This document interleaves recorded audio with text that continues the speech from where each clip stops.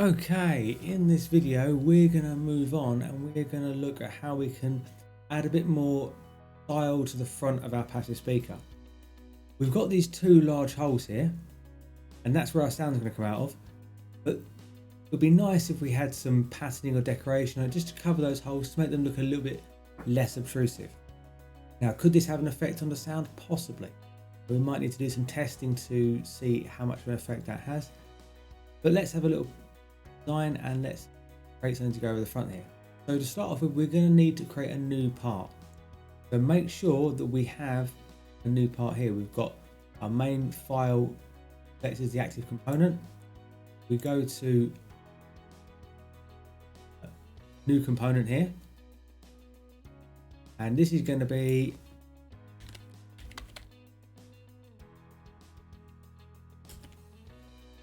I'm calling it decorative front. And instantly everything else has gone ghostly and we can create a new part. We're active here, I'll create my sketch and I'm going to look at that front plane there. So I can use some of these measurements if I need to for reference. I can always inspect them as well. If I press inspect or measure, so right, what is the length of this side here? That is telling me is 63 millimeters high. Okay, brilliant. If I inspect this length here, that's 230. So I can start my rectangle here. I could start it here, go down here. What I'm going to do is I'm still going to type it in. So 63 tab 230. That's where it's going to be. So I can, if I'm doing it on top of this bit here, it's quite handy because I can see where I need my sound to come out of. I can also see I need to have this channel here cut out. So I could snap to that grid and this will keep it in the right place. And then this doesn't want me to snap, so I'll go lower and snap it back up there. And what I'll do is I'll take my dimension tool and I'll click on that line there across. That should be 12.5 if I'm not mistaken. Okay. And I've got that bit there.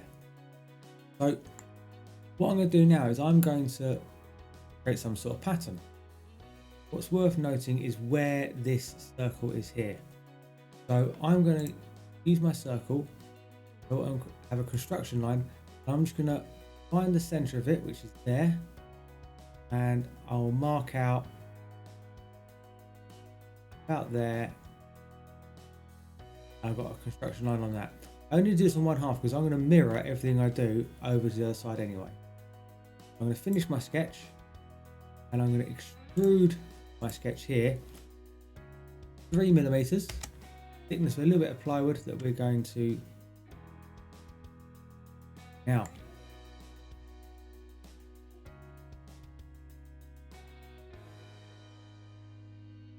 There. So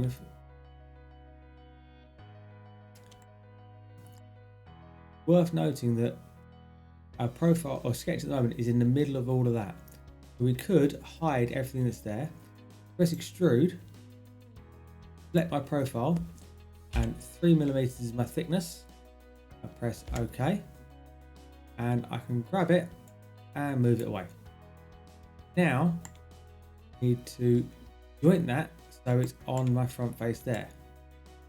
Alternatively, I could work on it up there. It doesn't actually matter. I might work on it up here first and then move it down afterwards just to see what it looks like. So I'm going to go into this file here and I'm going to make that sketch I did there before visible so I can see where that center point is there. I'm now going to right click on that surface. Let me do that. I have to do this first. Yeah, right click on the surface first without it visible and create sketch.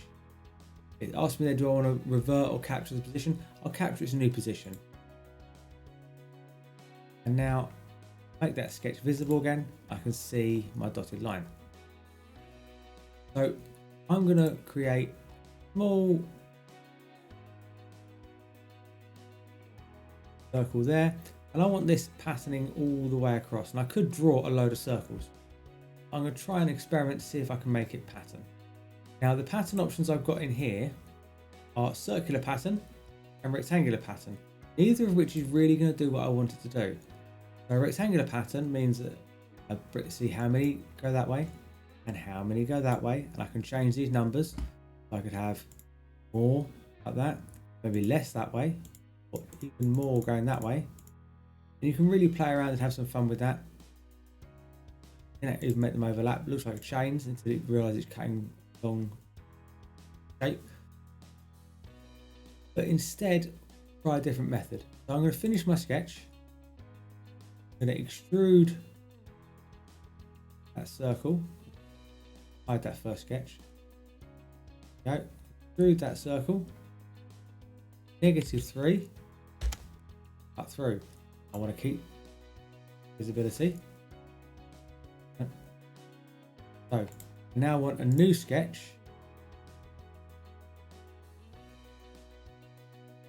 I want to look at my original sketch. I want to draw a line. Draw my line cutting through the center of that circle, deciding where I want it to finish. About there looks good. Might be worth changing that later, might not. Now, with all that selected, I hide that new sketch. I'm going to go to pattern on a path.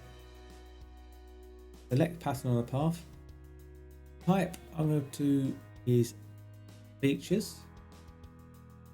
It's going to be this extruded feature here. So select that. And then the path, I need to make the path visible. Okay. I can move this across, start and end. One in the middle there. How many do I want? Well, I might want 7. There you go. That looks quite good. Press OK. Add that sketch again. Add that sketch. I've got some holes going through there. I'm going to want a lot more holes than that. I can go in and I can do this again.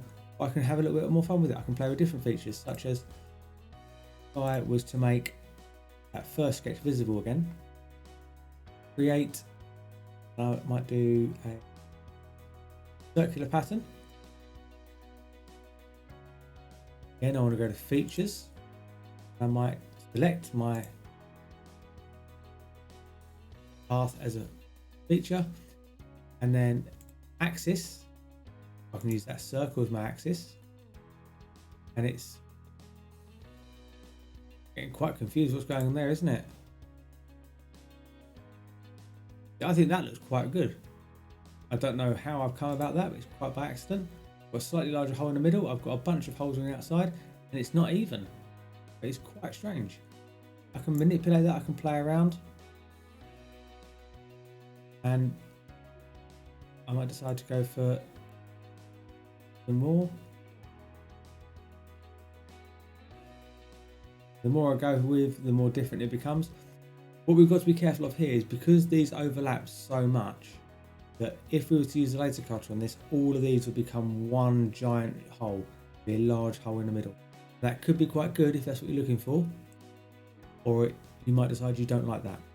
Entirely up to you. I'm going to go back to one here with the 5. It's irregular, but yet quite nice to look at, so I quite like it. Alternatively, you could just do that same thing again, pattern, circular pattern, and for the features I might select my second extrude, which is just that circle there. Axis being that, and I can decide how many I want. I can just have circles. So it is varied what you want to do. I'm happy with that. I can make that sketch not visible again now. Now what I do need to do is mirror that across to there. I need a mirror line or a mirror plane. To do that, I can insert a plane in this. Here's we go to construction, and we can insert a mid plane. So on the mid plane here, ask me for planes. Don't have to select planes, I can select edges. So I'm going to select this edge, and it's going to go halfway, smack bang in between those two right there. This will be my mirror plane. I'm now going to do create mirror, which is down here. It says objects type bodies. I don't want bodies, I want features again.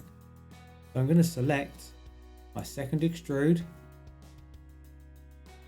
my path, and my pattern. And my mirror plane there. And you can see that gives me an example of what it's going to look like here. Happy with that? Press OK. I'm going to hide that construction down there just because I don't want to see it. And now I need to add this to my design. I'm going to go to joint, look at J, and I'm actually going to use top center part of that there, because that should, if my measurement is correct, line up with that. And there we go. I've got slightly more decorative front piece. Should look quite good.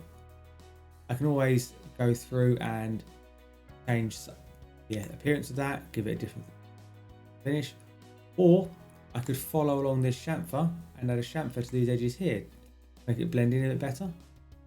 I get my modify and my chamfer tool, click on that edge, give them a little bit of a chamfer. Go very far. I was only 3mm thick, so might be have to go 3mm is my limit. There you go, I've made it blend in. If you're using fillets or rounds or anything different, that's absolutely fine. You can do it a different way. It looks strange at the moment because I'm coming off at an angle here, but it's not blending in with these chamfers here. So that's that. You can do whatever you want on the front of this for now. It's all about experimentation. So have a go at making the decorative front panel. Give it some different appearances, and if you've watched the video from before this, do some renders. Render this in different colors compared to the rest of it. See how it's going to look. Give it some go. Right, good luck.